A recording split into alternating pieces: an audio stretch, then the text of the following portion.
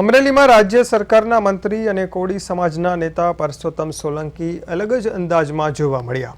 ભજન ગાઈને પરસોત્તમ સોલંકીએ સૌનું દિલ જીતી લીધું. રમૂજી અંદાજ સાથે આક્રમક મિજાજ સાથેની તેમણે સ્પીચ આપી. તેમણે જણાવ્યું કે આપણો સમાજ બહુ ભોળો છે અને મળવા આવ્યા હોય ત્યારે કહું છું કે તમારું દુઃખ મને કહેતા જજો.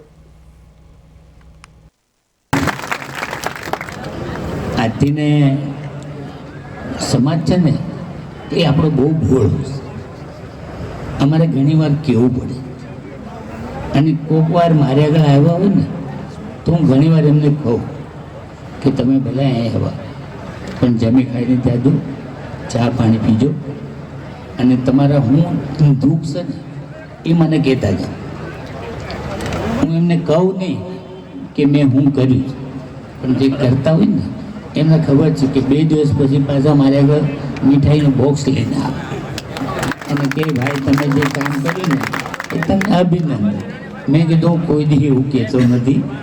આ સમાજનું એક ગૌરવ છે કે માનવીની પાસે કોઈ એ માનવી નહીં આવે રે, એ જ તારા દિવસો એ ભાઈને દુખિયા આવે રે, હવકારો મીઠો આપજે રે.